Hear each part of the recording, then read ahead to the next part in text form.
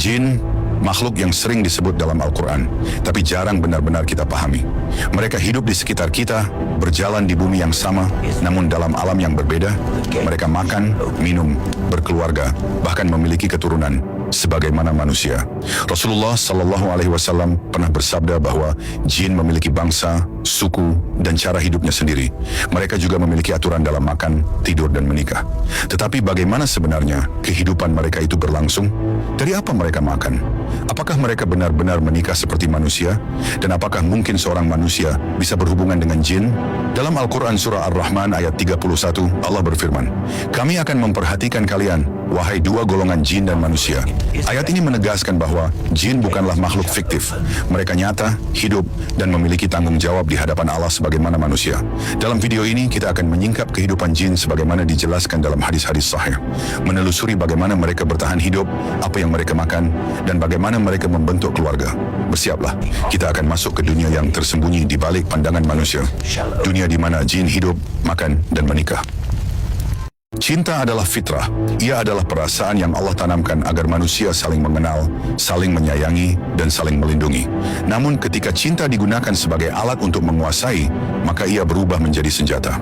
Disitulah jin masuk mengambil peran. Dalam dunia kegelapan, dikenal satu bentuk sihir yang menumbuhkan rasa cinta secara paksa. Ia disebut sir al-mahabah, sihir yang menautkan hati seseorang dengan cara yang tidak alami.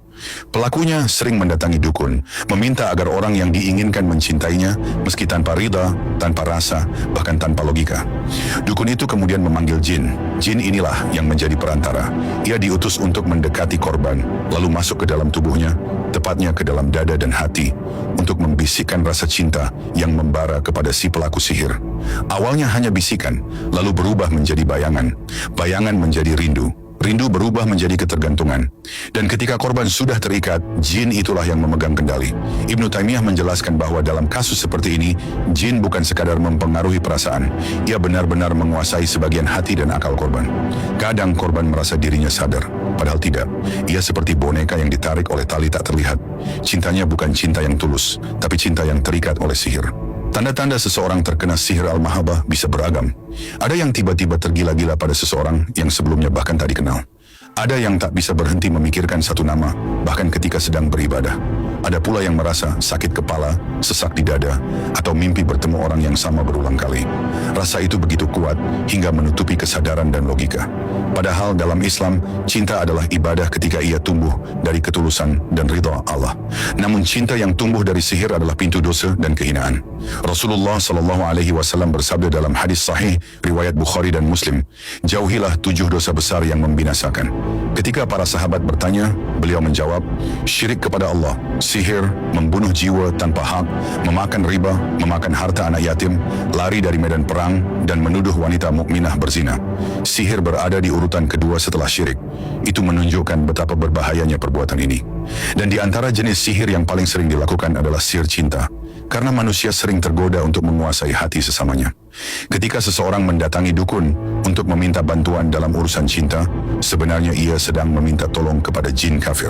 Setiap mantra, setiap asap dupa, setiap benda yang dijadikan jimat adalah bentuk perjanjian antara manusia dan jin. Dan dalam perjanjian itu, manusia selalu menjadi pihak yang kalah. Jin yang diutus untuk menumbuhkan cinta tidak pergi begitu saja setelah keinginannya tercapai. Ia tetap tinggal di tubuh korban, menghisap energinya, membuatnya lemah, gelisah, dan jauh dari Allah. Kadang, ia berpura-pura menjadi sosok yang dicintai dalam mimpi, agar korban semakin terikat dan tak bisa lepas. Sihir seperti ini bisa berlangsung bertahun-tahun.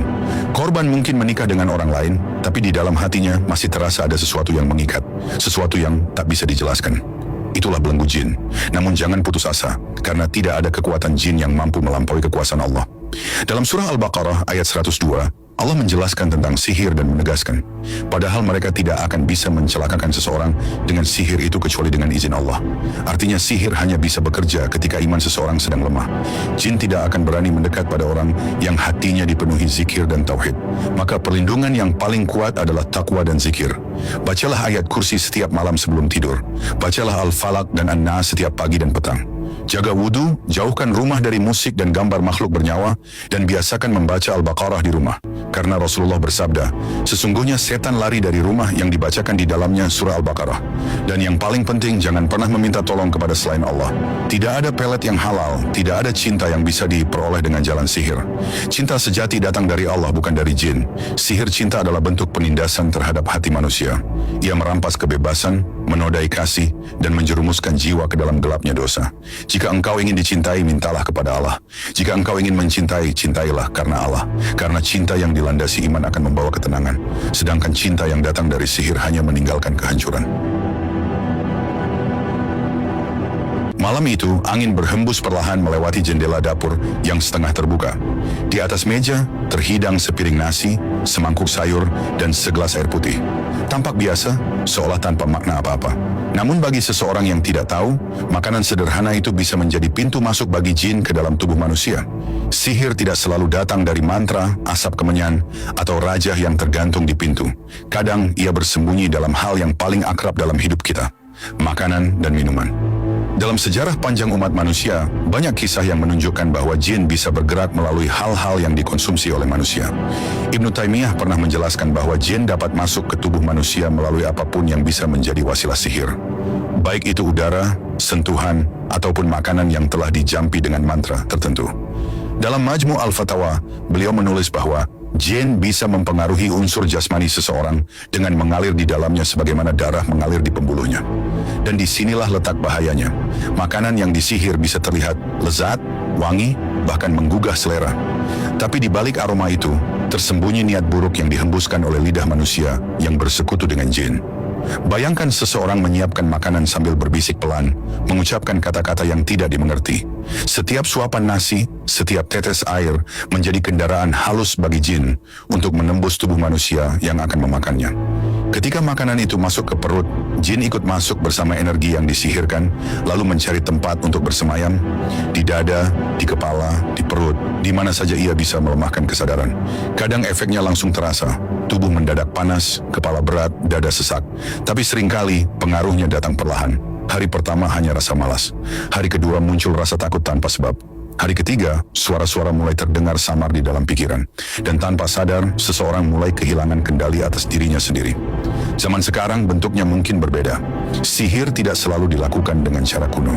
Ada yang mencampurkan sesuatu ke dalam kopi seseorang, dengan niat membuatnya tunduk, lemah, atau mencintai. Ada yang menaburkan sesuatu di makanan agar orang lain sakit atau kehilangan semangat hidup. Bahkan ada yang hanya mengirimkan energi dengan tatapan, lalu meletakkan niatnya pada makanan yang akan disantap korban. Bagi yang peka, efeknya bisa sangat nyata. Perut terasa mengeras tanpa sebab, tubuh dingin seperti kehilangan energi, atau muncul aroma aneh yang tidak bisa dijelaskan. Kadang korban akan terus bermimpi tentang air, laut, atau binatang, simbol bahwa jin sudah berada di dalam sistem tubuhnya, menjelajah lewat darah dan energi tubuh. Namun sebagaimana api tidak bisa membakar air, jin juga tidak bisa menguasai orang yang hatinya hidup dengan zikir. Sebelum makan, Rasulullah SAW selalu mengajarkan satu kalimat sederhana, namun memiliki kekuatan yang sangat besar. Bismillah. Satu kalimat itu adalah benteng yang tak bisa ditembus oleh jin. Dalam riwayat Muslim, Rasulullah bersabda, apabila seseorang masuk rumahnya lalu menyebut nama Allah ketika memasukinya, dan ketika makan maka setan berkata, tidak ada tempat bermalam dan tidak ada makanan untuk kita di rumah ini. Begitulah cara Islam menjaga manusia, bukan dengan ritual panjang, tapi dengan kesadaran yang terus hidup, bahwa Allah selalu bersama orang yang mengingatnya. Namun satu yang perlu diketahui, bahwa tidak ada yang perlu ditakuti selama kita masih memegang zikir itu. Sihir hanya bekerja pada hati yang kosong.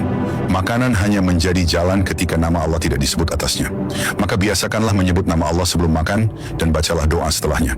Jika makanan itu berasal dari orang yang tidak dikenal, jangan langsung dimakan. Jika rasanya aneh, jika tubuh terasa berat setelah makan, maka bacalah Al-Fatihah, ayat kursi dan Al-Ikhlas. Niatkan agar segala yang masuk ke tubuh hanya menjadi sumber kebaikan, bukan sarana bagi makhluk yang tak terlihat.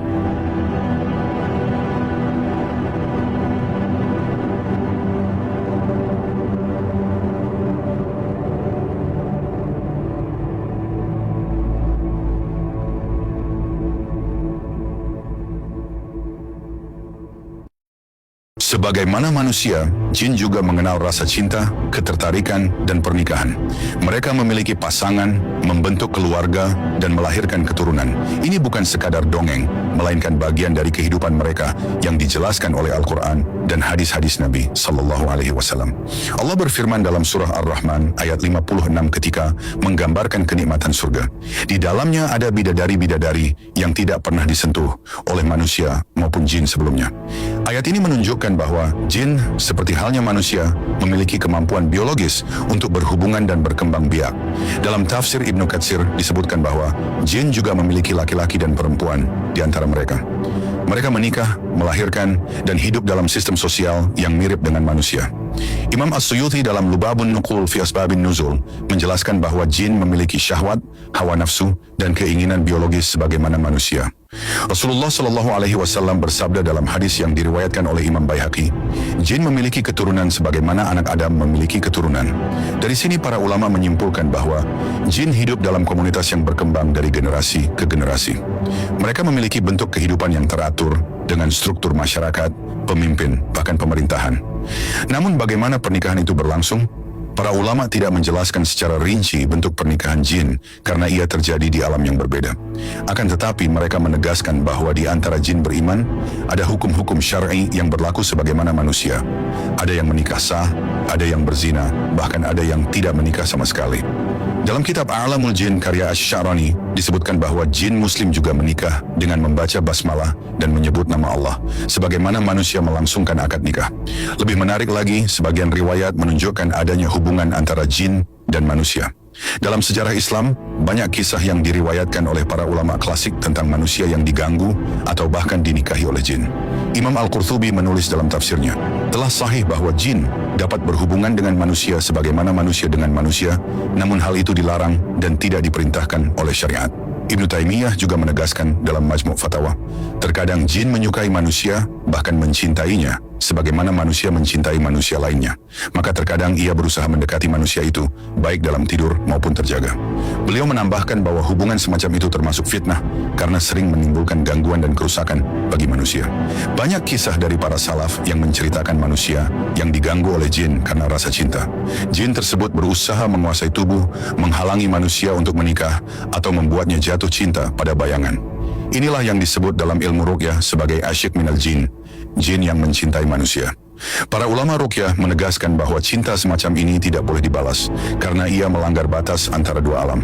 Namun di dunia mereka sendiri, jin berkeluarga sebagaimana manusia. Mereka memiliki anak-anak, sebagian mendidik mereka dalam ketaatan, sebagian lainnya dalam kesesatan. Jin muslim mendidik anak-anak mereka untuk salat dan zikir, sebagaimana dijelaskan oleh Al-Hafiz Abu Nuaim dalam Dalail An-Nubuwah, bahwa jin yang mendengar Al-Quran dari Nabi Sallallahu Alaihi Wasallam kemudian pulang dan menyeru kaumnya agar beriman. Ini menunjukkan bahwa mereka memiliki komunitas dan keluarga yang utuh. Dalam kehidupan sosial mereka, para jin hidup dalam wilayah yang luas dan tersembunyi. Mereka memiliki perkampungan, lembah, dan kota-kota di dunia mereka sendiri. Sebagian ulama bahkan menyebut adanya kerajaan jin, tempat di mana para raja jin berkuasa, dan di sanalah hukum serta pernikahan mereka dijalankan. Begitulah kehidupan cinta di alam jin. Mereka mengenal pasangan, memiliki keturunan, dan membangun rumah tangga sebagaimana manusia. Tetapi hubungan itu tetap berada dalam batas yang tidak terlihat oleh kita. Di dunia mereka, cinta juga bisa menjadi sumber kebaikan atau sumber fitnah. Maka Rasulullah memerintahkan kita untuk selalu membaca doa ketika memasuki tempat sepi, kamar mandi, atau rumah baru. Allahumma inni a'udzubika minal khubuthi wal khaba'its. Aku berlindung kepadamu, ya Allah, dari jin jantan dan jin betina. Doa ini adalah penjagaan agar cinta dan kehadiran mereka tidak menembus batas kehidupan manusia. Karena di balik rasa cinta yang sama, ada perbedaan alam yang tak bisa dijembatani. Dan disitulah misteri kehidupan jin tetap tersembunyi, di dunia mereka yang sunyi, namun penuh kisah seperti manusia. Sejak zaman Nabi Sulaiman alaihissalam, hubungan antara jin dan manusia sudah menjadi bagian dari sejarah yang panjang. Dalam Al-Quran, Allah menceritakan bahwa jin tunduk pada perintah Sulaiman. Mereka bekerja, menyelam ke dasar laut, membangun istana, dan melakukan berbagai tugas berat atas izin Allah. Firman-Nya dalam surah Saba ayat 12, dan kami tundukkan segolongan jin yang bekerja di hadapannya Sulaiman dengan izin Tuhannya. Dan siapa di antara mereka yang menyimpang dari perintah kami, kami rasakan kepadanya azab neraka yang menyala-nyala. Ayat ini menjadi bukti bahwa jin bisa diperintah, namun hanya oleh para nabi yang diberi izin oleh Allah. Selain itu, manusia biasa tidak memiliki kendali atas mereka, kecuali dengan cara-cara yang diharamkan, seperti sihir, mantra, atau persekutuan dengan jin kafir. Imam Ibnu Katsir dalam tafsirnya menjelaskan bahwa sebagian manusia di masa lampau menjalin hubungan dengan jin untuk mendapatkan kekuatan atau informasi. Hal ini pula yang dikisahkan dalam surah Al-Jin ayat 6. Dan bahwasanya ada beberapa orang laki-laki di antara manusia meminta perlindungan kepada beberapa laki-laki di antara jin, maka mereka, jin, menambah bagi mereka dosa dan kesesatan. Ayat ini menggambarkan bentuk persekutuan yang terlarang antara manusia dan jin. Jin akan menipu manusia dengan janji kekuasaan, ilmu, atau harta, namun ujungnya adalah kesesatan dan kehancuran. Dalam dunia modern, fenomena semacam ini tetap hidup. Istilah khadam sering dipakai untuk menyebut jin yang dianggap membantu manusia, baik dalam ilmu hikmah, pengobatan, atau bahkan pencarian rezeki. Namun para ulama menegaskan bahwa tidak ada khadam yang benar-benar baik jika ia menjalin hubungan dengan manusia melalui ritual atau amalan yang tidak bersumber dari syariat. Sebab itu berarti membuka pintu intervensi jin ke dalam dunia manusia. Rasulullah SAW telah mengingatkan bahaya ini sejak dahulu. Beliau bersabda, barang siapa mendatangi tukang ramal atau dukun, lalu mempercayai ucapannya, maka ia telah kafir terhadap apa yang diturunkan kepada Muhammad. Hadis riwayat Ahmad dan Abu Dawud. Dukun dan penyihir bekerja dengan jin kafir yang menuntut imbalan berupa ibadah atau penghinaan terhadap Allah. Mereka menyesatkan manusia dengan ilusi kekuatan gaib. Sementara jin yang disebut khadam dalam praktik seperti ini, sejatinya bukan pelayan, melainkan penipu yang menjerat manusia dengan ketergantungan spiritual. Namun tidak semua hubungan antara manusia dan jin berbentuk persekutuan jahat. Dalam beberapa riwayat, jin beriman juga berinteraksi secara damai dengan manusia. Mereka mendengarkan bacaan Al-Quran, ikut berdoa, bahkan membantu manusia dalam kebaikan. Dalam surah Al-Ahqaf ayat 29 Allah menceritakan, dan ingatlah, ketika kami arahkan kepadamu, Muhammad, sekumpulan jin yang mendengarkan Al-Quran, maka ketika mereka menghadirinya, mereka berkata, diamlah kalian untuk mendengarkannya. Ini menunjukkan bahwa jin beriman menghormati wahyu dan mengambil pelajaran darinya. Mereka hidup berdampingan tanpa merusak manusia dan justru menegakkan kebenaran di alam mereka. Akan tetapi jin kafir tidak demikian. Mereka mencari kesempatan untuk menyesatkan dan mengganggu manusia. Gangguan mereka bisa berupa bisikan dalam hati, mimpi buruk, bahkan kerasukan. Rasulullah SAW bersabda, sesungguhnya setan duduk di jalan anak Adam. Hadis riwayat Ahmad. Setan tidak hanya menyesatkan lewat godaan, tetapi juga melalui ketakutan. Mereka menampakkan diri, menciptakan suara aneh, atau menimbulkan rasa gelisah agar manusia takut dan berpaling dari zikir kepada Allah. Itulah sebabnya Nabi mengajarkan perlindungan dengan membaca ayat kursi, Al-Mu'awwizatain, dan zikir pagi sore. Para ulama menjelaskan bahwa manusia tidak boleh mencari bantuan dari jin, meski tujuannya tampak baik, sebab jin yang benar-benar beriman tidak akan mendatangi manusia tanpa izin Allah. Adapun jin yang datang atas panggilan, biasanya membawa fitnah dan ujian. Ibnu Taimiyah berkata, barang siapa bergaul dengan jin, maka sedikit atau banyak ia akan terpengaruh oleh tipu daya mereka. Maka hubungan terbaik antara manusia dan jin hanyalah dalam batas dakwah dan perlindungan. Manusia berzikir kepada Allah, membaca Al-Quran, dan memperbanyak doa. Sedangkan jin beriman tetap di alamnya, beribadah kepada Allah tanpa mencampuri urusan manusia. Hubungan antara dua makhluk ini sejatinya telah diatur oleh Allah. Siapa yang melampaui batas akan tersesat. Siapa yang menjaga diri dengan tauhid akan dilindungi. Karena di balik setiap bantuan gaib yang tampak menguntungkan, selalu ada ujian iman yang tersembunyi. Dunia manusia dan jin diciptakan berbeda bukan tanpa sebab. Keduanya punya jalan ibadahnya sendiri. Dan persekutuan di antara mereka, jika tak dibatasi oleh wahyu, hanya akan membuka pintu bagi kebinasaan. Malam hampir berakhir. Langit perlahan memucat di ufuk timur, dan udara terasa sedikit lebih hangat dari sebelumnya. Namun di dalam hati manusia, selalu ada bagian yang masih gelap. Tempat di mana rasa takut, amarah, dan kesedihan bercampur menjadi satu.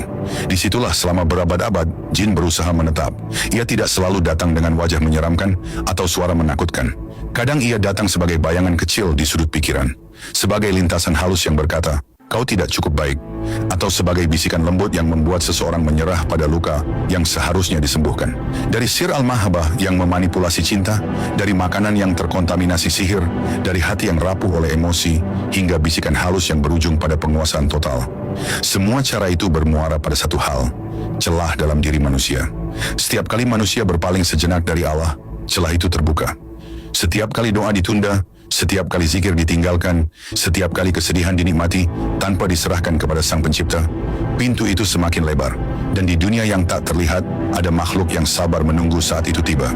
Ibnu Taimiyah pernah menulis, jin dapat menguasai manusia karena kelemahan iman, lalai dari zikir, dan keterikatan dengan hawa nafsu. Maka siapa yang menjaga Allah dalam hatinya, ia akan dijaga dari mereka. Kata menjaga Allah dalam hatinya terdengar sederhana, tapi maknanya dalam. Ia berarti hidup dengan kesadaran bahwa kita selalu dilihat, selalu dijaga, selalu diingat oleh Pencipta kita. Bahkan dalam sepi yang paling dalam. Karena sejatinya, jin hanya kuat ketika manusia lupa bahwa dirinya sedang diperhatikan oleh Allah. Dalam hadis riwayat Bukhari dan Muslim, Rasulullah bersabda, tidaklah seseorang di antara kalian, melainkan telah ditugaskan kepadanya seorang qarin, pendamping, dari kalangan jin. Para sahabat bertanya, termasuk engkau juga, wahai Rasulullah? Beliau menjawab, ya hanya saja Allah menolongku atasnya, maka dia masuk Islam dan tidak memerintahkan kepadaku kecuali kebaikan. Hadis ini mengingatkan kita bahwa keberadaan jin bukan sekadar kisah lama, melainkan realitas yang menyertai setiap manusia.